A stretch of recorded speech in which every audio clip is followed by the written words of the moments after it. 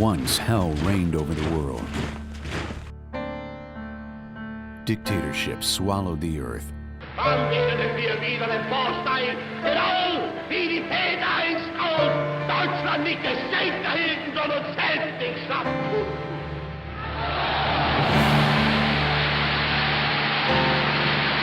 Borders being shattered.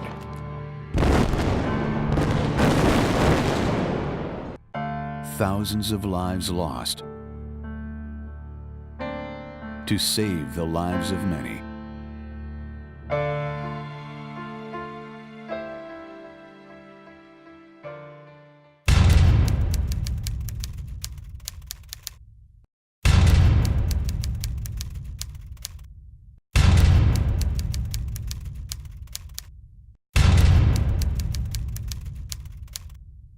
This is a story about the men and women that helped bring one of the most terrifying wars to an end. They were there during those dark times. Remember World War II, as told by veterans of Motley, Staples, and Wadena, Minnesota. World War II started September 1st, 1939, with Germany invading Poland. Poland summiting to Germany after Germans broke through the Polish barricades, succeeding in their first victory.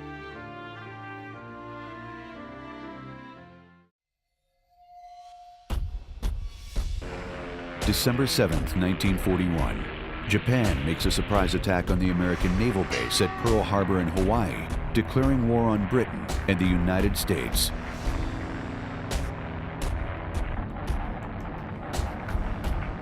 The day the Japs came in was December the 7th, 1941, and I was down in my bunk room. This was on a Sunday morning, and reading the newspaper. And I looked out the porthole and could see Ford Island, and smoke and noise and everything. So, well, then general quarters sounded, and there's another guy down there in the bunk room. So we headed for the stairway to get up into our battleship. He happened to be in number one turret as well, but we split. I went right and he went left. And here come a Zero right around the corner, machine gunning. I don't know how he missed us, but he went right down between the both of us. We never got a scratch.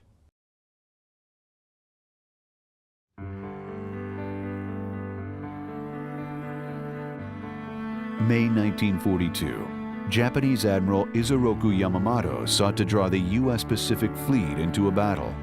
To accomplish this, he planned an invasion on Midway Island in Hawaii. Using decrypted Japanese radio intercepts, Admiral Chester Nimitz was able to counter this offensive. Over half of our job was making up messages that was using information that they knew we knew and putting the wrong directions in it. Like if we knew where the fleet was going to be moving next for the next engagement, and instead of having that fleet go the way that they were already scheduled to go, and everything was being set up that way, and we'd take them off maybe 90-degree different course. And if they had any submarines and stuff in the area, they would be sending them the wrong way, which would work out. And we knew they'd break our code because we knew they had it, just from the information that they were using in their work, that they didn't know we had their code broke, that they had broken some of ours. And then that's the one we'd be using all the time to let them get this misinformation.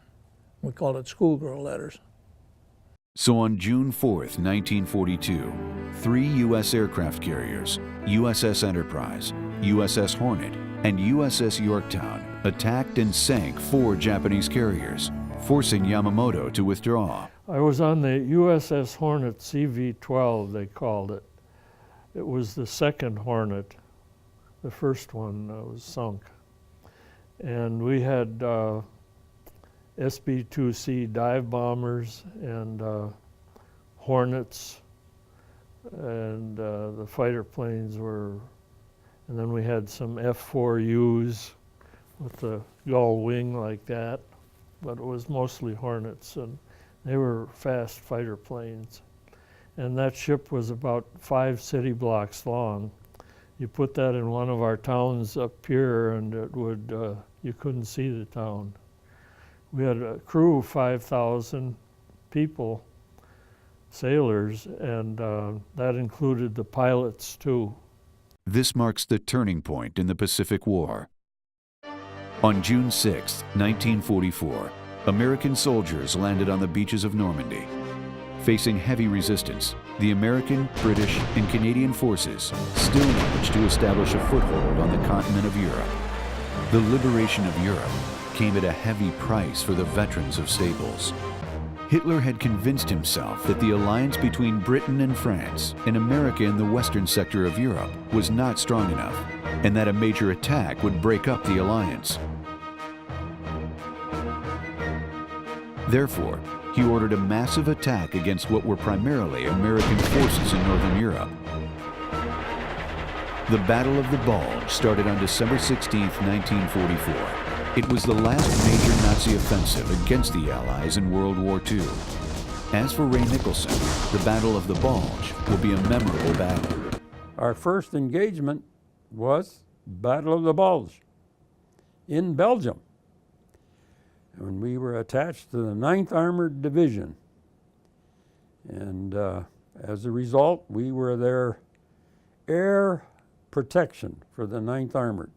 And we would be sent from one unit to another off and on to set up and protect them against enemy aircraft.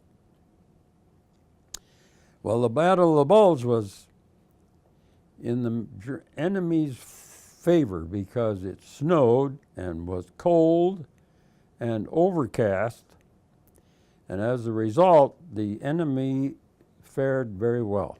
I spent Christmas Eve in the Battle of the Bulge I slept on the hood of the half-track to keep warm. It was cold.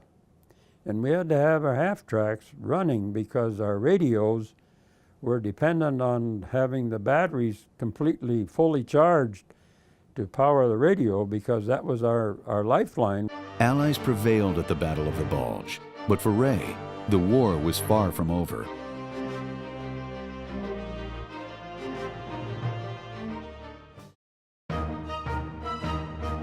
On the morning of March 7th, the 27th Armored Infantry Battalion Combat Command B, U.S. 9th Armored Division, reached the heights overlooking the town of Remagen.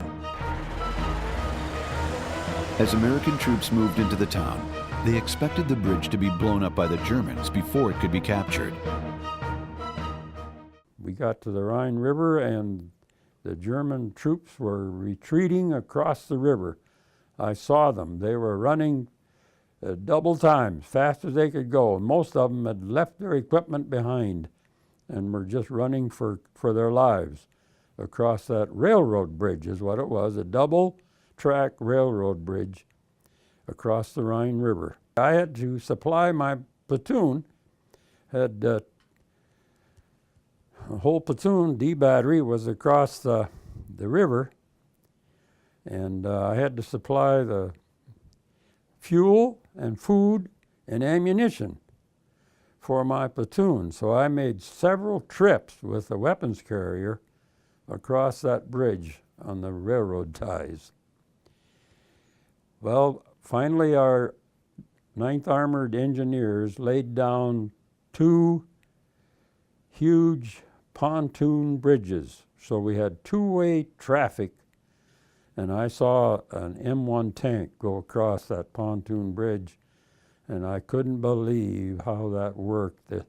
The bridge actually stood straight up at 90 degrees right in front of the tank, and it went down in the water as they proceeded across the river. There's a lot of weight on that pontoon, but it worked. They did it all the time. Got a lot of equipment across there, and as a result, we held the ground that we took, and we succeeded in crossing Germany.